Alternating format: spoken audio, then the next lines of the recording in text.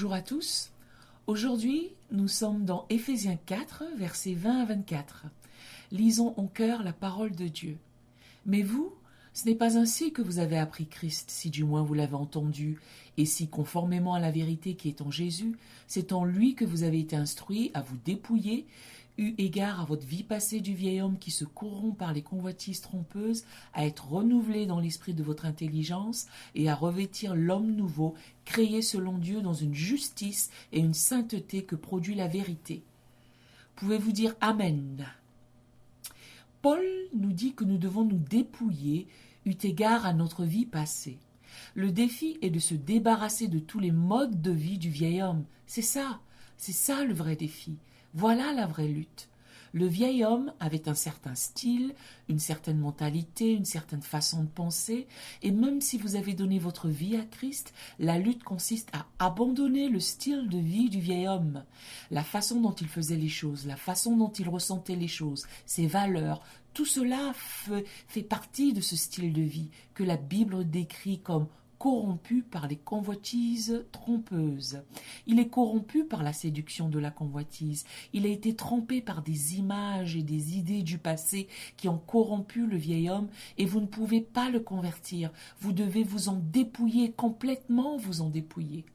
Et puis il dit « et à revêtir l'homme nouveau, créé selon Dieu, dans une justice et une sainteté que produit la vérité. » Nous devons donc nous dépouiller du vieil homme pour nous revêtir du nouvel homme. Alors regardez votre voisin et dites « tu dois être en mesure de te revêtir ». Vous savez, certaines personnes disent « eh bien, vous savez, je ne peux pas me revêtir », mais vous devez vous revêtir du nouvel homme jusqu'à ce que vous deveniez un avec qui vous êtes aujourd'hui. Et cela prendra un certain temps parce que vous avez passé des années à être qui vous étiez et maintenant vous devez revêtir le nouvel homme jusqu'à ce que vous soyez à l'aise avec qui vous êtes. Revêtez le nouvel homme. Et vous le faites en étant renouvelé dans l'esprit de votre intelligence. Toutes ces choses que je vais partager avec vous aujourd'hui doivent se passer dans votre tête, entre vos deux oreilles. Vous êtes renouvelé dans l'esprit de votre intelligence. Que quelqu'un dise « mon esprit ». Alors aujourd'hui, quand nous ferons cela, je crois que Dieu va faire des choses puissantes et je veux que vous regardiez votre voisin et disiez « voisin ». Ce que tu pensais être réel peut ne pas l'être du tout. Ce dont tu as vraiment besoin, c'est un retour à la réalité. C'est ce que je vais prêcher aujourd'hui. Retour à la réalité. Que quelqu'un crie « Retour à la réalité ». Prions pendant que nous sommes debout. Esprit du Dieu vivant, tombe sur nous aujourd'hui. Équipe-nous, ô Dieu, de ton dessein, de ta puissance et de la clarté de la parole prêchée. Agis en nous d'une manière si dynamique que nos vies seront changées par la parole de Dieu. Nous te remercions de ce que tu vas faire aujourd'hui. Au nom du Christ, nous prions que quelqu'un crie « Amen ». Vous pouvez vous asseoir. Où sont les hommes dans ce lieu? Ah, vous êtes bien ici. Alors, la Bible dit que c'est avec un esprit que nous servons le Seigneur. C'est avec l'esprit que nous servons le Seigneur. C'est avec l'esprit que nous servons le Seigneur. Cet incroyable disque dur que Dieu a mis entre nos oreilles est si programmable et si impressionnable qu'il y a une guerre constante entre le bien et le mal pour s'emparer du code qui pourra programmer votre esprit. Cette guerre constante, ce conflit constant a lieu pour savoir qui entre dans votre base de données et qui va programmer votre esprit parce que tout ce que vous ferez ou ne ferez pas, que vous aurez ou n'aurez pas, que vous aurez accompli ou non, sera un dérivé direct de ce qui se passe dans votre esprit. Car il est dit que l'homme est comme les pensées de son âme. Votre réflexion a tout à voir avec là où vous êtes aujourd'hui. Votre attitude a tout à voir avec votre altitude. Donc si vous n'avez pas de pensée claire sur un problème, vous ne pourrez pas vous développer dans ce domaine. La semaine dernière, je vous ai dit que l'apôtre Paul a dit que lorsque j'étais enfant, je parlais, je pensais et je raisonnais comme un enfant. Alors devenir adulte est une question de mentalité. Dites ça avec moi. Être adulte est une question de mentalité. Et nous allons laisser les femmes nous écouter parce que je crois que les femmes vont glaner suffisamment de vérités transférables qui vont les bénir et également les mettre au défi.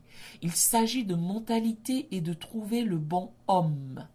Je parlais comme un enfant, je pensais comme un enfant et je raisonnais comme un enfant. Lorsque je suis devenu homme, j'ai fait disparaître ce qui était de l'enfant. En fait, la Bible dit que le plus grand combat que nous aurons est dans notre esprit, car les armes avec lesquelles nous combattons ne sont pas charnelles, mais elles sont puissantes par la vertu de Dieu pour renverser des forteresses. Nous renversons les raisonnements, les faux mondes et toute hauteur qui s'élève contre la connaissance de Dieu, et nous amenons toute pensée captive à l'obéissance de Christ. Très souvent, lorsque nous parlons de cette guerre et des images auxquelles nous faisons face dans notre esprit, nous pensons généralement en termes de péché, mais je veux vous mettre au défi de comprendre que dans cette guerre, vous avez à affronter davantage dans votre esprit qu'un simple péché. Vous souffrez de dépression, de peur, de phobie, d'insécurité, vous avez de l'incrédulité et il y a beaucoup de comportements dysfonctionnels qui nous ont été transmis de manière inhérente à la chute d'Adam, qui était le résultat du péché. Mais ces choses sont les conséquences héritées d'un acte de péché qui génère des luttes dans des domaines que les gens ne peuvent pas voir. Voilà pourquoi les mariages sont tellement difficiles, parce que vous ne savez pas vraiment qui vous épousez. Vous ne voyez pas vraiment qui est derrière la personne que vous voyez. Vous voyez le maquillage, vous voyez la silhouette, vous voyez le corps, vous voyez l'enveloppe, vous entendez ce qu'ils disent, mais vous passerez les 10 prochaines années à apprendre qui ils sont. Et maintes fois, lorsque les gens voient qui vous êtes vraiment, ils vous fuient. Ce que nous voulons vraiment, c'est quelqu'un qui nous aime pour ce que nous sommes. Ce que nous voulons vraiment, c'est avoir le genre de relation intime avec lui qui nous donne la liberté de ne pas avoir à camoufler qui nous sommes, ce que nous pensons, comment nous parlons et comment nous raisonnons. Sans cette liberté, nous commençons à être des acteurs qui jouent un rôle dans notre foyer, rôle qui nous fatigue et dont nous voulons sortir parce qu'on veut être libre d'être nous-mêmes. La chanson « Go down Moses » « Rends-toi, Moïse, sur la terre d'Égypte. Dis à Pharaon de laisser partir mon peuple. » Il y a un grand nombre de gens qui sont contrôlés par un Pharaon. Ils sont prisonniers dans leur vie, ils sont prisonniers dans leurs relations, prisonniers dans leurs idées, ils sont asservis à un système dont ils ne peuvent pas être libérés et ils ont besoin d'un libérateur, d'un Moïse. Mais dans le Nouveau Testament, notre libérateur est Jésus qui nous libère et nous affranchit. Toutefois, la liberté, mes frères et sœurs, commence dans l'esprit. La liberté commence dans l'esprit. Vous pouvez être libre physiquement et non mentalement. L'un des effets secondaires que nous ressentons, nous les Noirs, surtout dans notre culture, c'est la difficulté d'accepter la liberté intérieure que nous avons aussi à l'extérieur, afin que nous dépassions les barrières qui semblent être fixées dans notre esprit, même quand la porte est ouverte. J'ai vu des gens avec des portes ouvertes qui ne les ont jamais franchies. J'ai vu des gens coincés dans des ghettos, qui réfléchissent sur la vie, mais tout ce dont ils parlent, c'est la vie dans le ghetto. Ils pensent que c'est leur monde et ils disent qu'ils ne peuvent pas en sortir, mais il n'y a pas de barreaux qui les retiennent.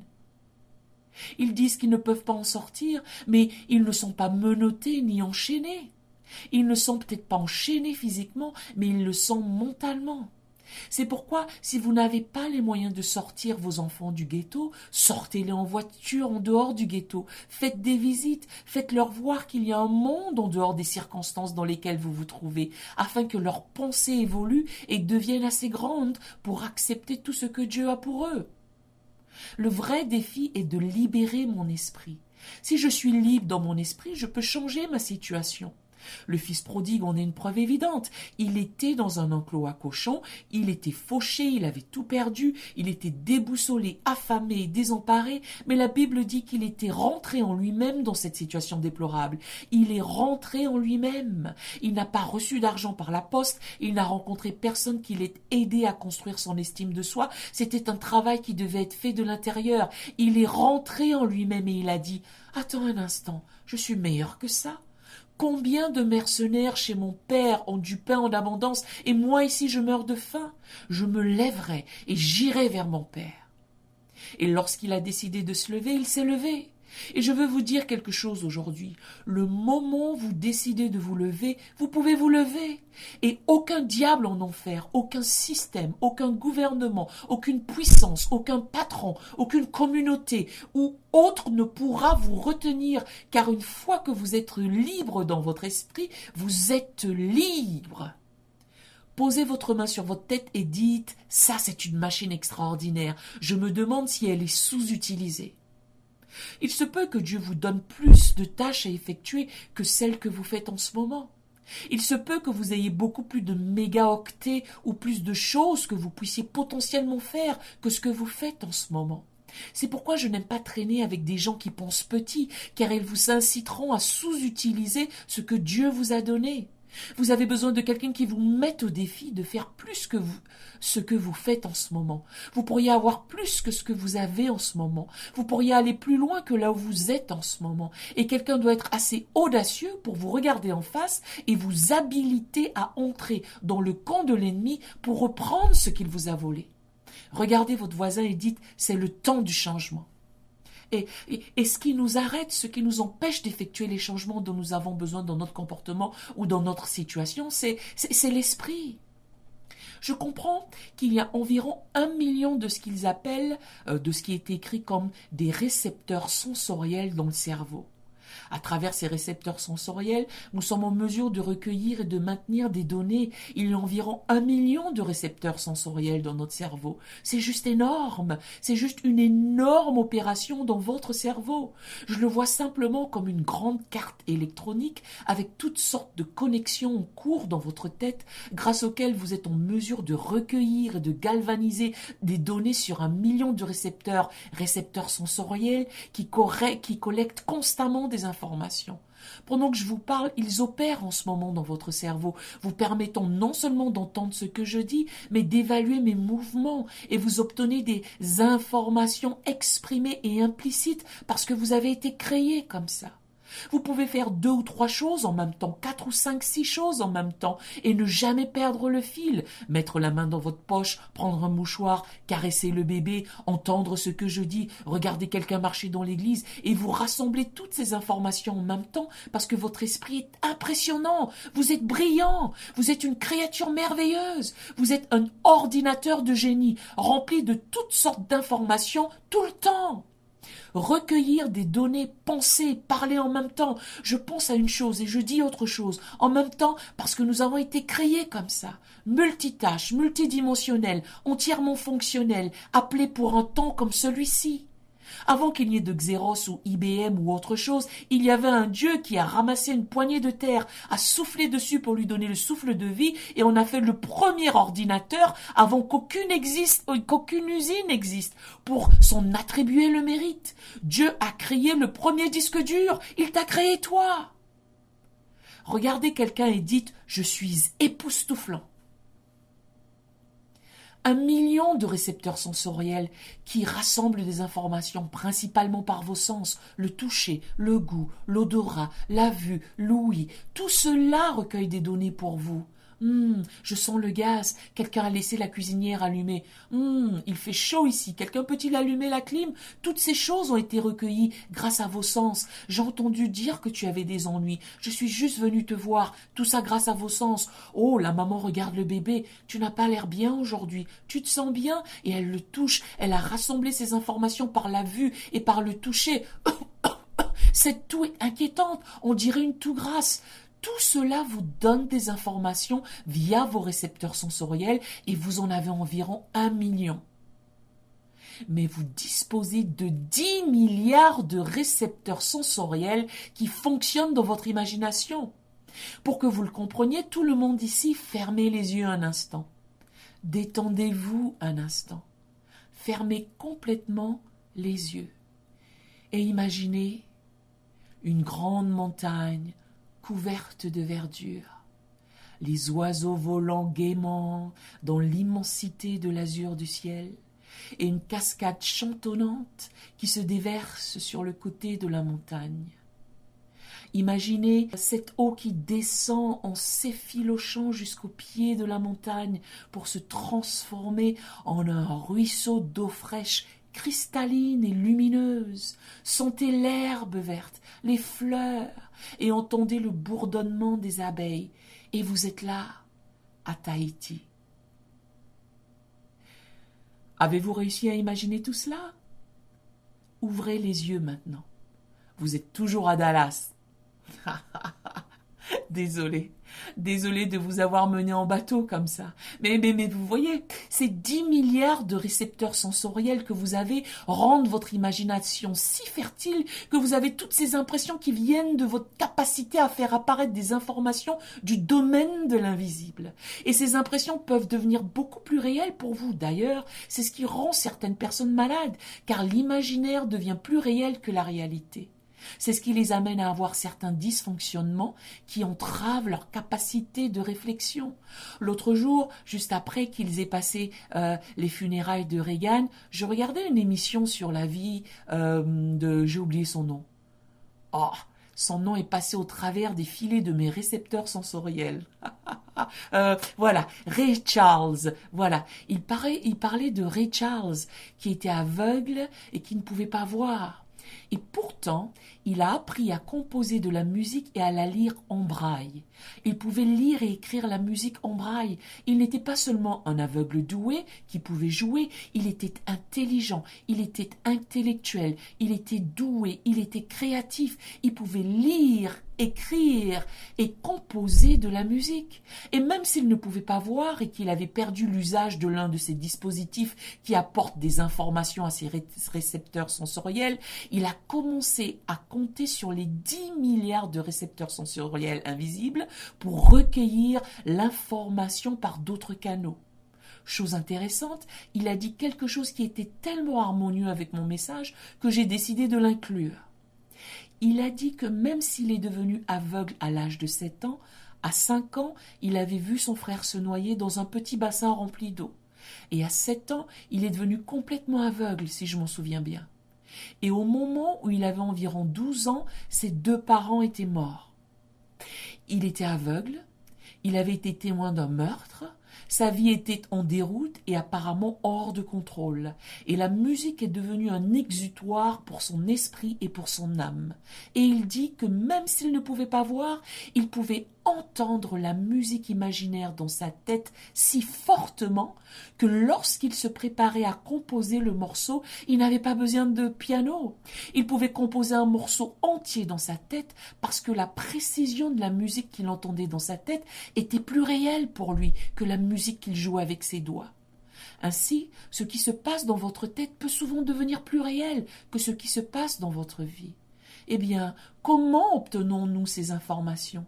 Nous obtenons ces informations grâce au conditionnement, à l'imagination, aux suggestions, aux implications, et tout cela affecte qui nous sommes et comment nous fonctionnons en tant qu'individus. Suivez-vous ce que je dis?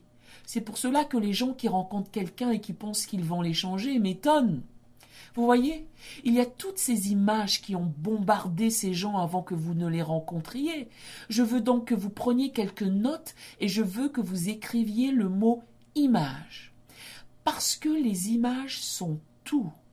Ces personnes sont remplies d'images avant d'avoir des livres ou des cahiers. Les nouveau-nés sont remplis d'images et ils rassemblent toutes ces informations sur la vie, sur les relations et les circonstances. Au moment où ils naissent dans le monde, ils évaluent les choses, les gens qui vont et viennent. C'est un fait prouvé que lorsque vous mettez des bébés dans des pièces de couleurs vives, cela les rend plus intelligents. Certains types de musique les dotent d'une intelligence plus vive. Tout cela parce qu'ils utilisent tous leurs sens ensemble. Donc, toutes ces informations, et ils ont toutes ces images, toutes sortes d'images qui affectent qui ils sont. Et les images ont beaucoup à voir avec la façon dont vous êtes programmé, formaté et comment vous fonctionnez. C'est pourquoi vous devez faire attention à ce que vous faites avec la porte de vos yeux, la porte de vos oreilles et la porte de votre bouche, parce qu'elles sont toutes des portes de l'âme par lesquelles l'ennemi, le mal, la méchanceté ou l'injustice veulent entrer. C'est pourquoi quand Dieu se prépare à s'occuper de votre cas, la Bible dit que c'est par la folie de la prédication de l'Évangile. Dieu prêche et il entre dans votre oreille lorsque vous entendez la parole de Dieu, afin qu'il puisse susciter un changement dans votre vie.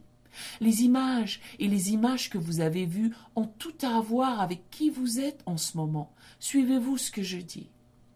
Et nous avons affaire à des choses réelles parce que nous obtenons des images des gens que nous voyons et ces images deviennent familières. Si par exemple vous grandissez dans une maison où les gens se battent et se disputent tout le temps, même si vous n'aimez pas ça, cela devient normal pour vous.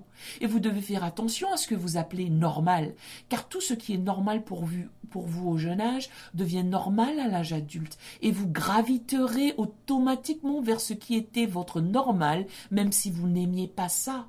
Et intellectuellement, vous avez lu et on vous a enseigné que ce n'était pas normal. Mais si c'est normal pour vous, vous allez toujours graviter autour de cela.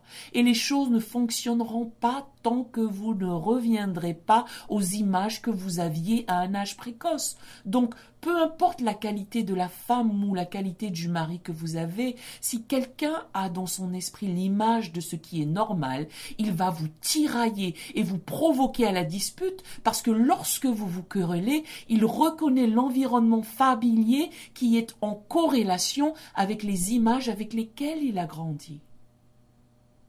Je pensais que lorsque vous épousiez quelqu'un, vous épousiez seulement cette personne et vous n'épousiez pas leurs parents.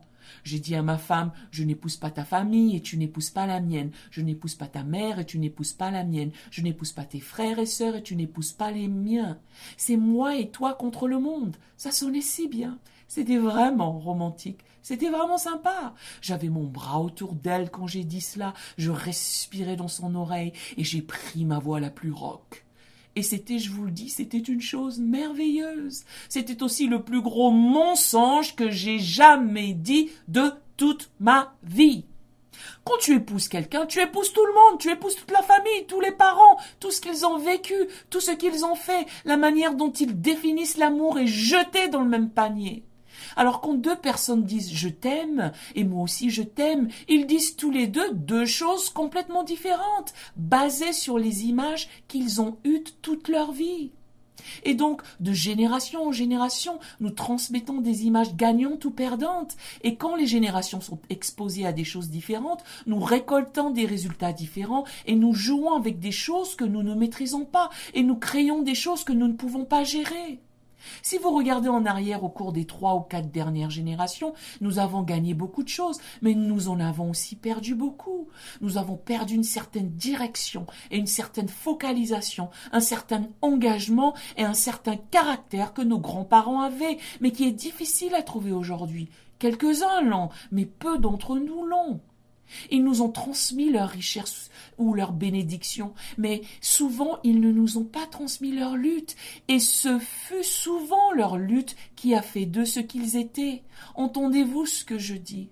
En fait, ceux d'entre vous qui finalement s'en sortent à la force du poignet, vous voulez léguer quelque chose à vos enfants pour qu'ils soient mieux que vous leur donnez donc un tas d'argent, vous leur donnez beaucoup de bonnes choses, mais je suis un témoin vivant, ce n'est pas la meilleure chose à donner. Donnez-leur vos luttes.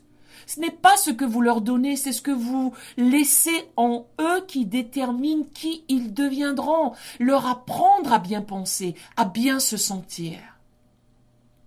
Quand j'étais jeune, on chantait des chansons d'amour comme celle de Lionel Richie, Three Times a Lady, de Percy Sledge, When a Man Loves a Woman, de Joe Cooker, You Are So Beautiful, et nous avons grandi avec ces notions romantiques. Tout était des histoires d'amour, tout était sur l'amour, tout était sur l'amour. C'est ainsi que nous avons été conditionnés, en particulier les femmes. Les femmes sont vraiment conditionnées pour les histoires d'amour. Pendant que les petits garçons sont dehors à jouer en courant sur la colline, refusant de se laver, se montrant odieux, les petites filles, elles, s'entraînent déjà au mariage.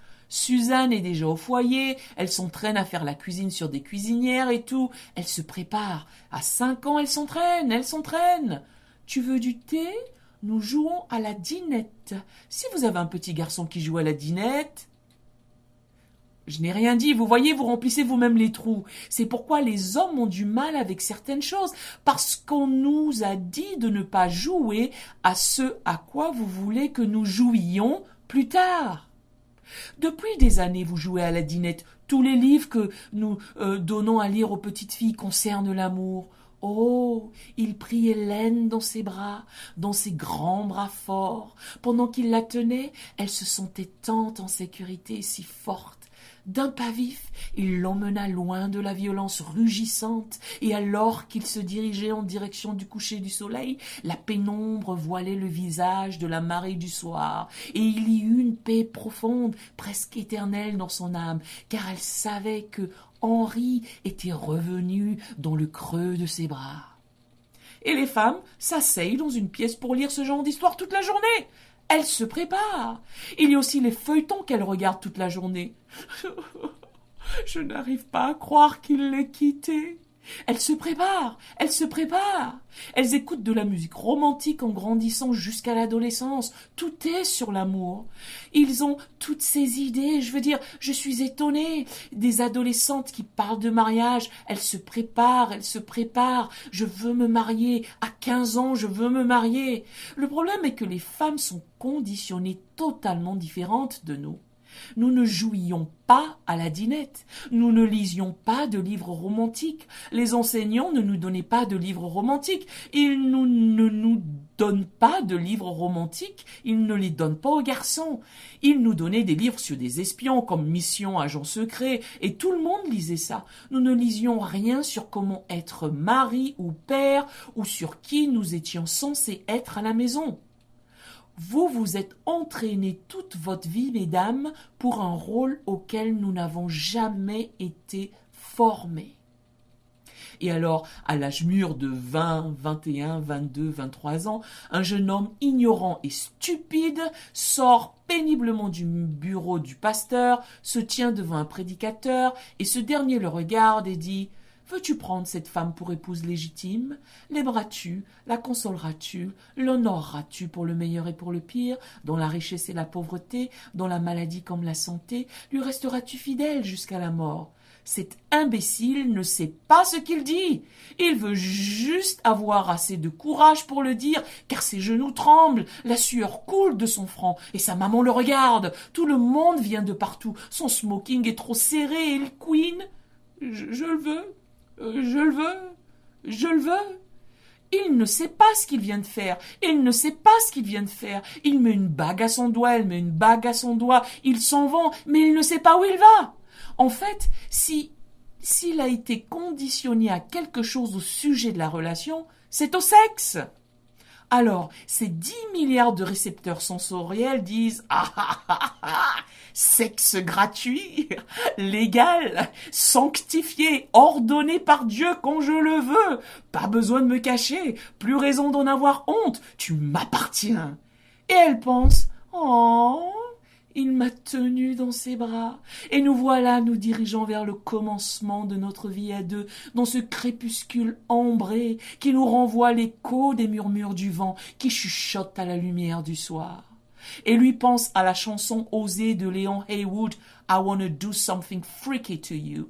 Vous voyez toutes ces images. Maintenant, je vous garantis que presque 70% des femmes dans cette pièce disent « Vous savez, c'est vrai, il a besoin d'être redressé parce qu'il doit réaliser quelles sont ses responsabilités dans cette relation. Et je suis contente que vous en ayez parlé. Je suis désolée qu'il n'ait pas eu cette formation. C'est pourquoi je suis si heureuse qu'il soit ici ce matin, afin que Bishop puisse le redresser pour qu'il puisse enfin mûrir. Peut-être que finalement, il peut devenir l'homme que j'imaginais. » Mais Dieu n'a jamais voulu qu'il soit l'homme que vous imaginiez.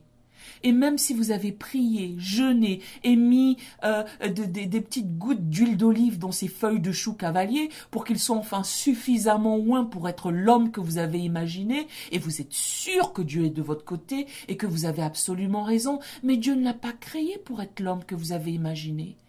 Dieu l'a créé pour être l'homme que Dieu a imaginé.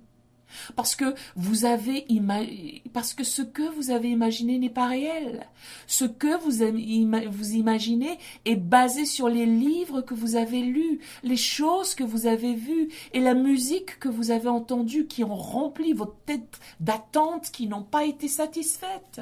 Et certains d'entre vous, au cours des 10, 15, 20, 30 dernières années, ont vécu une vie de déception totale, que vous soyez marié ou célibataire, parce que vous ne pouvez pas trouver l'homme que vous avez imaginé, parce que l'homme que vous avez imaginé n'existe pas.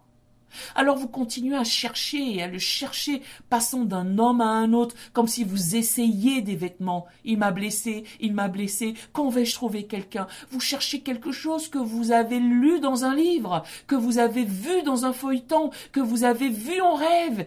Il n'est pas là. Débarrassez-vous donc du vieil homme qui se corrompt par des convoitises trompeuses et dites « Dieu, donne-moi qui tu veux que j'ai ». Touchez quelqu'un et dites « Retour à la réalité ».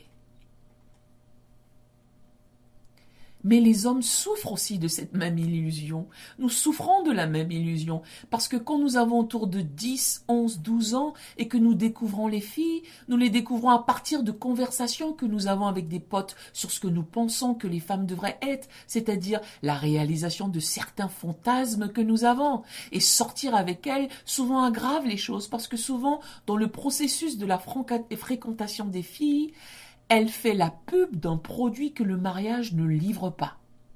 Ainsi, après 3 ans de mariage, elle dort du côté est la nuit et lui du côté ouest. Il est en colère parce qu'il pense qu'il a adhéré au « elle est à moi, elle m'appartient, son corps est à moi ». C'est du sexe légal, ordonné par Dieu, saint, plein d'amour, de fantasmes et de satisfaction. Et elle, de son côté, met ses bigoudis, parle de ce qui s'est passé au travail ce jour-là et de la façon dont il l'agace. Mais lui, il ne l'écoute plus. Les nounours sont partis, l'idylle a disparu, la relation est au plus bas et il a l'impression d'avoir été volé. Parce que la femme de ses rêves était toujours là pour lui. Les femmes avec qui il sortait étaient toujours là pour lui. Et les femmes passagères étaient toujours là pour lui. Parce qu'elles ne le voyaient que pour un court instant. Donc elles étaient fin prêtes. Elle n'avait pas à travailler tous les jours, elle n'avait pas d'enfants à élever, elle n'avait aucun problème. Oui, elle était belle, oui, elle était là pour toi, oui, mais parce que tu ne venais que mardi, le jeudi et le vendredi soir. Tout le monde peut se faire beau pour un court moment, pour un instant, et dire ce que vous voulez entendre, caresser votre grosse tête dégarnie, vous dire à quel point vous êtes merveilleux, parce qu'elle savait que vous partiriez tôt le matin, le soir. Donc, ce qui se passe, c'est que l'arrogance prévaut. Elle n'admettra pas que celui qu'elle cherche n'existe pas et que ses images lui mentent, parce qu'elle croit plus ces 10 milliards de récepteurs sensoriels plutôt que ce que nous essayons de lui enseigner. Le conseil individuel ne fonctionne pas. Les enseignements ne fonctionnent pas parce que ces images deviennent plus réelles dans sa tête que tout ce que vous pouvez lui enseigner. Elle croit secrètement qu'elle a raison. Donc elle est têtue, très arrogante et elle refuse de changer.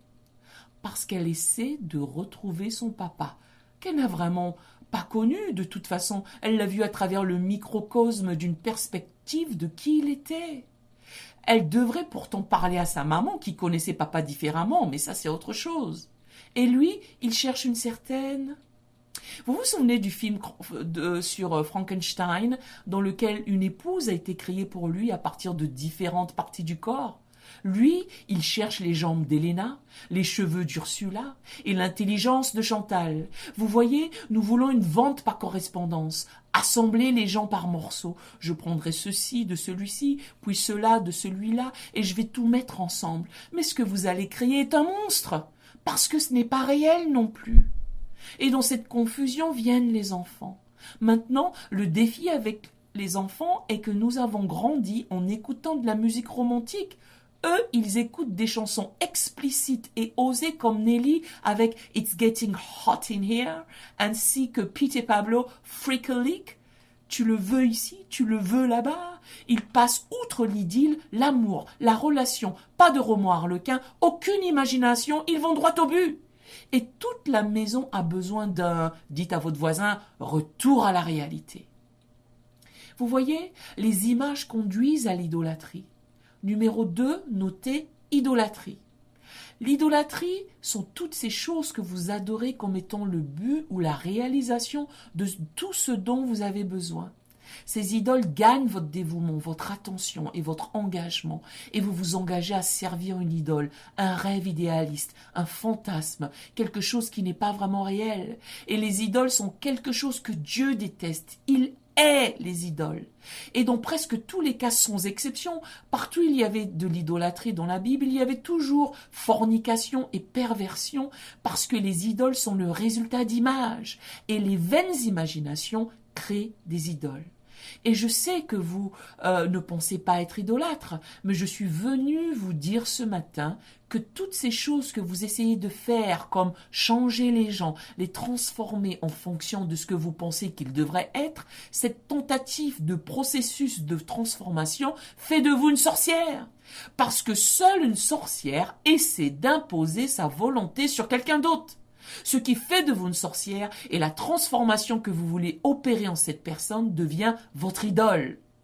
Donc, je veux parler aux sorcières et aux sorciers ce matin à propos des idoles et des images qui vous empêchent d'avoir une vie merveilleuse.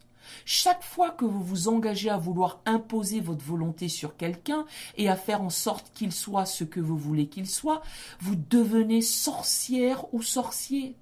Et un esprit de contrôle et de divination opère dans votre vie. Et non seulement vous le faites, mais vous enseignez à vos fils et filles à le faire aussi. Et vous leur montrez comment ils peuvent être meilleurs que vous dans la tentative de transformation de quelqu'un. Vous pourriez tout aussi bien planter des aiguilles sur une poupée vaudou. Parce que je ne cherche pas quelqu'un qui me force à être ce qu'il veut que je sois. Je cherche quelqu'un qui peut m'accepter tel que je suis. Alors Bishop, pourquoi parlez-vous de cela ce dimanche matin? Parce que 50% des mariages dans ce pays finissent par divorcer et que cela augmente dans l'Église. Cela devient plus élevé dans l'Église que dans le monde. Oh, mais comment cela peut-il être possible que ce soit plus élevé dans l'Église? Quel est le problème avec l'Église? S'ils enseignent la parole, et tout le monde a une philosophie, ils doivent jeûner plus, ils deviennent trop mondains, tout le monde doit prier. Peux-tu, s'il te plaît, te la fermer un instant? La raison pour laquelle les statistiques sont plus élevées dans l'Église que dans le monde, c'est parce que les gens viennent à l'Église lorsqu'ils sont en difficulté. Tant de gens, au moment où ils entrent à l'Église, le diable les pourchasse, ils sont en colère. Ils en sont à leur 2e ou 3e mariage. Ils admettent finalement qu'ils ne savent pas comment faire les choses correctement. Ils se précipitent à l'église et ils arrivent en situation de crise. Et puis il y a un autre groupe de personnes qui viennent à l'église parce que votre maman a dit que lorsque vous êtes prêt à épouser une bonne femme, vous devez aller à l'église. Vous n'êtes donc pas venu servir le Seigneur. Vous êtes venu au magasin. Donc vous courez ici dans ce centre commercial, vous fréquentez les filles, vous couchez avec elles et vous cassez. Et oui, tu es bien ici, dragueur, va. Tu n'es pas venu chercher la parole, tu n'es pas ici parce que tu aimes le Seigneur. Tu viens te pavaner avec ta démarche de mec cool et tu dis « Ouais, tu sais, T.D. Jakes est cool, il est top le gars. Mais T.D. Jakes n'est pas cool. Tu n'es pas venu ici pour adorer le Seigneur. Tu n'es pas venu ici pour chercher Dieu. Tu es venu ici pour faire ton shopping. Tu as ton sac de courses et tu recherches les offres spéciales. Rangée numéro 7, nous avons une promotion aujourd'hui. C'est une offre spéciale. Au balcon, rangée numéro 13, si vous descendez maintenant, vous pourrez vous l'offrir. Ensuite, vous épousez ces promotions et vous essayez de les faire devenir l'idole qui n'a jamais été démolie de votre tête parce que vous n'avez jamais obéi à Éphésiens 4 car vous ne vous êtes pas dépouillé du vieil homme. Votre vieil homme vient seulement de porter un nouveau costume et votre vieil homme est attaché à des idoles. Et si vous ne vous débarrassez pas de ces idoles qui proviennent des images de votre passé, vous ne serez jamais la femme ou l'homme que Dieu vous a appelé à être. L'une des choses les plus difficiles que vous aurez à faire est d'abattre vos idoles. La plupart des gens, au moment où ils se débarrassent de toutes leurs idoles, sont vieux et ils se disent à 80 ans « Si seulement je pouvais revenir en arrière et recommencer, sachant ce que je sais maintenant, je ferais les choses de manière totalement différente. Cela vous aura pris 80 ans pour vous débarrasser de votre idole. Et maintenant, vous êtes trop vieux pour bénéficier du point numéro 3, de nouvelles informations. Alors, les images, les idoles et les informations. Maintenant, à 80 ans, 70 ans, 60 ans, si vous êtes chanceux, vous avez enfin permis aux informations de pénétrer les images et les idoles de votre passé pour vous donner une attente réaliste de ce que vous pouvez retirer de la vie. Ce message est si bon, je crois que je vais l'acheter moi-même. Information.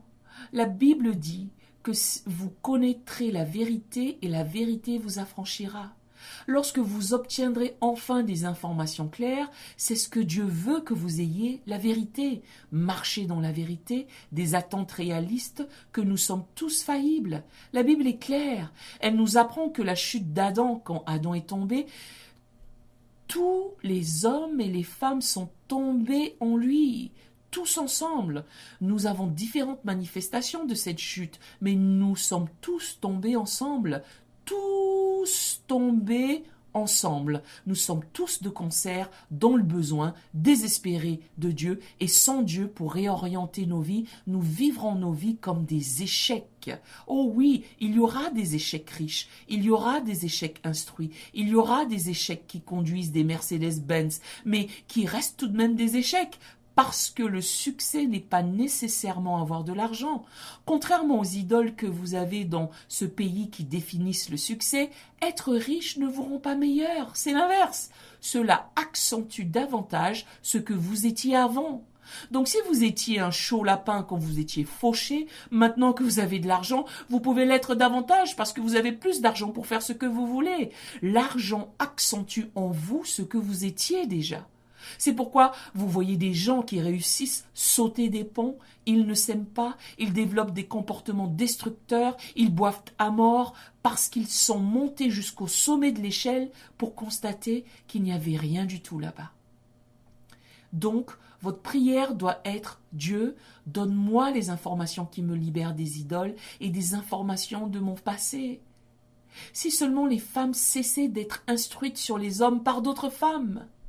Si vous voulez bénéficier de ce que j'enseigne, vous devrez peut-être supprimer toute votre base de données, toutes vos images, toutes les choses qui vous ont été enseignées par d'autres sources. Vous devrez peut-être tous les supprimer et appuyer sur supprimer, supprimer, supprimer, supprimer, supprimer. Libérez votre disque dur afin que Dieu puisse faire quelque chose de nouveau en vous.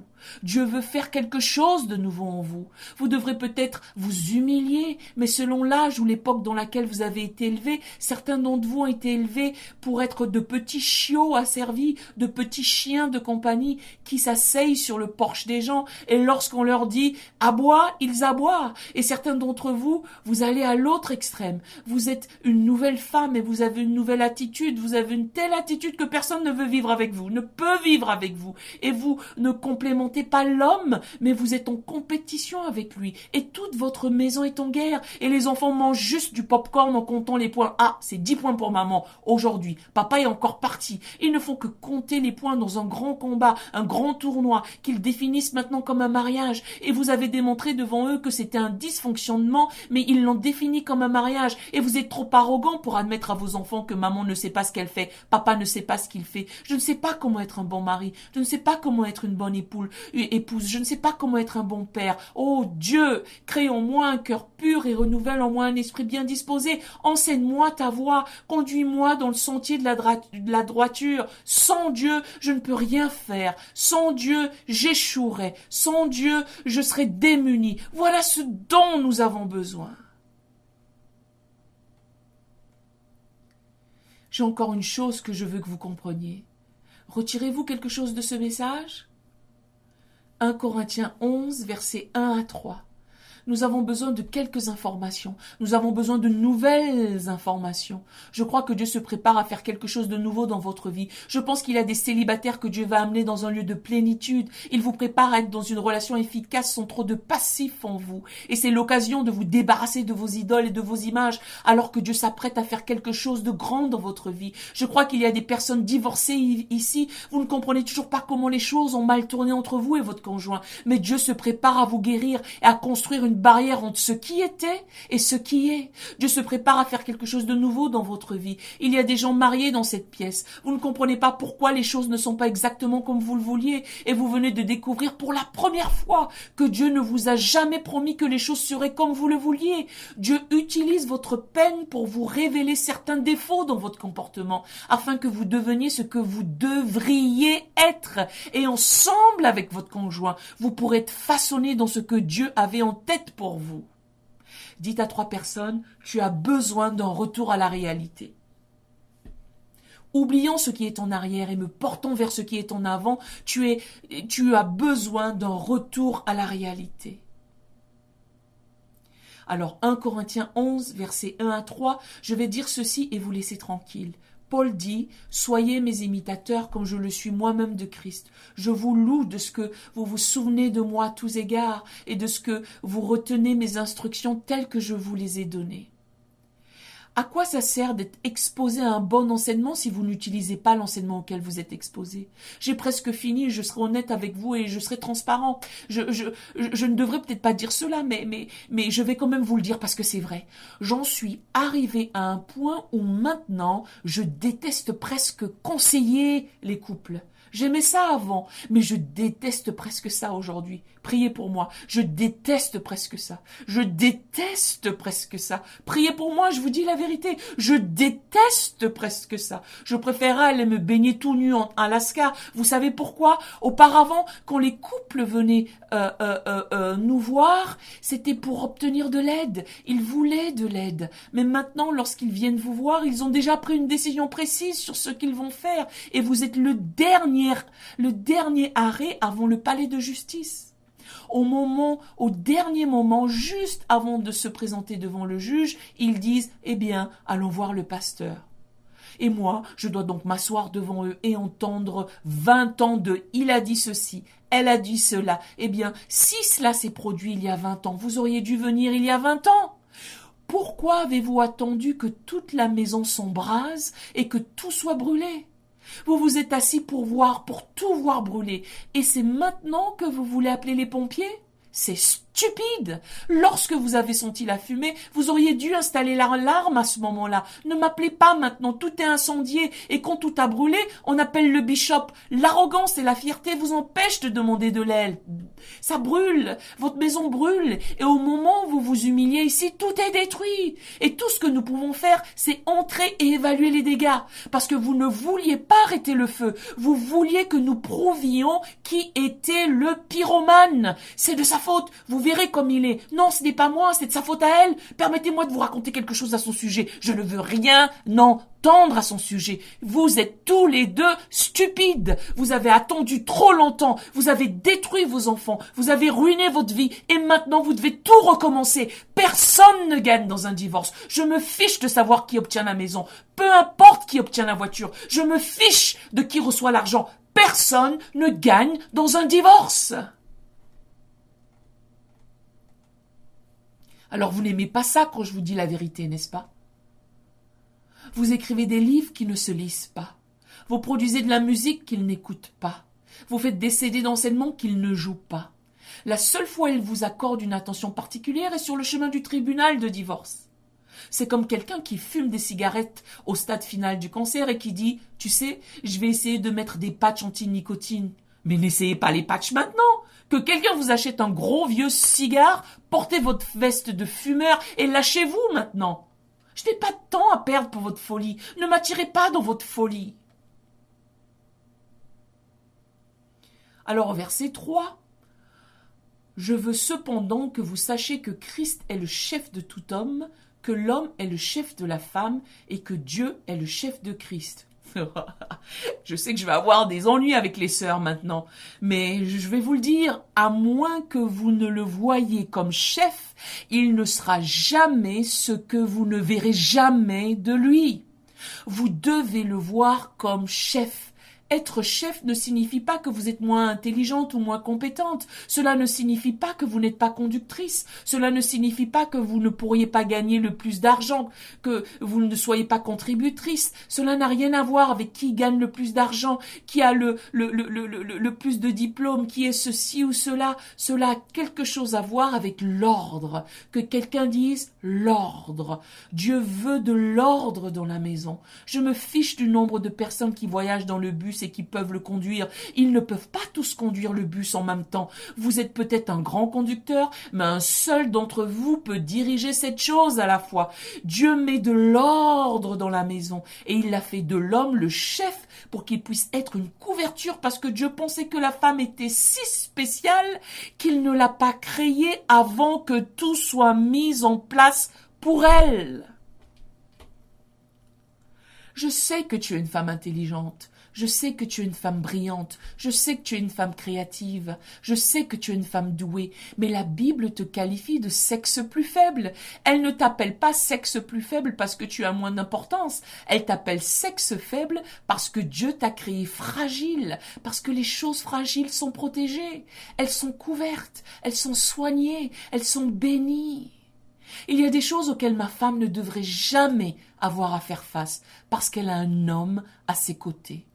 Voilà pourquoi est-ce que je dis cela? Parce que la façon dont les choses sont enseignées aujourd'hui, nous avons remplacé les prédicateurs par des animateurs de talk-show et nous obtenons toutes nos informations du monde. Et la confusion entre dans nos vies. Et vous avez l'impression qu'être une femme forte signifie ne pas être en phase avec votre famille et dans votre maison. Et nous créons deux dysfonctionnements différents. Les hommes ne sont pas respectés, ce qui leur donne la permission d'être de pauvres types parce que vous ne vous attendez pas à ce qu'ils soient responsables. Vous les laissez partir, vous les élevez pour être des blaireaux. Vous avez rendu votre fille responsable, mais vous laissez votre fils aller jouer dehors. Les garçons seront toujours des garçons, n'est-ce pas? Et je veux que chaque maman ici sache que vous élevez soit le rêve d'une femme ou le cauchemar d'une autre. Si vous élevez un garçon, vous avez la possibilité de lui mettre des choses dont une jeune fille vous remerciera plus tard. Qui mène le berceau dirige le monde. Et si vous ne l'avez pas bien fait dans la première génération, vous pouvez vous rattraper dans la deuxième génération. Donnez-lui une part de responsabilité. Sors cette poubelle, range ta chambre, il est 9 heures, va te coucher. Nous devons avoir de l'ordre pour que je puisse élever un homme qui pourrait être fort. Eh bien, j'ai des nouvelles pour les frères.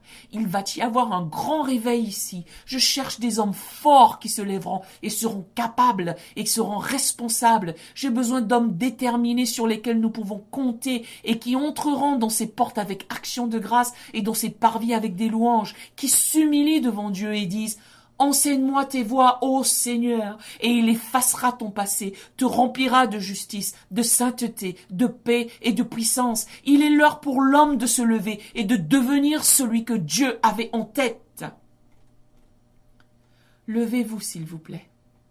Je veux que vous entendiez ce que je vous dis aujourd'hui. Frères, je m'en fiche si vous travaillez tous les deux, si les deux enfants travaillent et si le chien travaille au lave-auto. La responsabilité ultime de cette maison repose sur vous. Mais certains ne veulent pas travailler. Mais si tu ne travailles pas, tu ne devrais pas manger. Je ne trouve pas du travail. Moi, quand je ne trouvais pas d'emploi, vous savez ce que j'ai trouvé? Une tondeuse à gazon. Oui, moi, Bishop, l'évêque, T.D. Jakes, le Bishop, j'ai pris une pelle et j'ai commencé à creuser des fossés. J'étais en Virginie occidentale, le deuxième état le plus pauvre de la nation. J'ai pris une pelle, j'ai commencé à creuser des fossés. J'ai monté un tas de tondeuses à gazon sur un camion et j'ai commencé un service de coupe d'herbe. Vas-y, je veux pas être... Justement, c'est ça qui ne va pas chez toi. Tu dois effectuer un retour à la réalité. Tu dois faire ce que tu es censé faire. Et c'est ça qui révèle les grands leaders. Des hommes qui font ce qu'ils sont censés faire. Et en le faisant, tu pourras dire... Tout cela aussi passera. Je sortirai de cette situation. Dieu sera glorifié quand j'en sortirai. Donc, comme je l'ai dit, la responsabilité ultime de cette maison repose sur vous. Le chef de la maison ne fait pas de vous le patron, le seigneur et l'agresseur des gens. Cela signifie que vous érigez une protection, une ligne de défense contre les assauts de la vie et vous êtes si bien affermi dans votre position que votre fille ne pourra pas trouver de garçon aussi fort que son papa. Alors nous avons partagé beaucoup de choses aujourd'hui et elles ont touché votre cœur. Vous devez les rendre applicables dans votre vie. Alors je veux dire à chaque homme qui accepte le défi d'être l'homme que Dieu vous a créé d'être, de lever votre main. La main que vous levez durera moins longtemps que les responsabilités, les douleurs, les peines et les malentendus auxquels vous ferez face. Vous ne serez pas toujours apprécié car certains sont attachés à des femmes qui n'accepteront jamais le nouveau vous. Elle est toujours en colère contre le vieux vous et peu importe ce que vous essaierez de faire, elle vous jettera votre passé au visage. Mais vous ne faites pas cela uniquement pour elle, vous faites cela pour vous. Père, je prie pour chaque homme dont la main est levée. Son bras peut commencer à lui faire mal et il sent la pression de la gravité essayer de le tirer vers le bas. Tel est le processus d'être un homme. Il y a toujours quelque chose qui essaie de vous tirer vers le bas. Donne à nos hommes la force de se tenir debout, tenir bon et être qui tu les as créés à être et que cette parole les touche d'une manière spéciale. Je te remercie pour ce que tu fais dans leur vie aujourd'hui. Au nom de Jésus, Amen. Où sont mes filles ici? Alors, je veux que chaque femme qui accepte le défi soit la femme que Dieu vous a créée à être. Vous devrez peut-être supprimer certaines choses. Vous devrez peut-être changer certaines choses. Vous devrez peut-être vous débarrasser de certaines pensées puantes. Mais vous êtes prête à admettre que ce n'est pas parce que vous le ressentez que cela est juste. Ce n'est pas parce que vous avez rêvé de cela que cela doit arriver absolument. Vous êtes prête à détruire des idoles. Levez votre main haute. Nous nous débarrassons des idoles ce matin. Nous nous débarrassons des idoles. Nous jetons les idoles et les imaginations ce matin. Nous sommes prêts à faire la volonté de Dieu. Père, au nom de Jésus, touche notre sœur. Chaque sœur dans ce lieu qui a eu ces informations de différents endroits, des tantes et des sœurs, des ex-petites amies, des livres qu'elle a lus, des choses qu'elle a vues à la télévision. Touche-la maintenant, Père, et donne-lui la vision que tu as de sa vie, de son but et de son destin. C'est un retour à la réalité. Fais une chose nouvelle dans nos cœurs et dans nos vies aujourd'hui. Au nom de Jésus, Amen. Nous espérons de tout cœur que ce message changera votre vie. N'oubliez pas de le partager pour qu'il en change bien d'autres. Merci de vous abonner et que Dieu vous bénisse.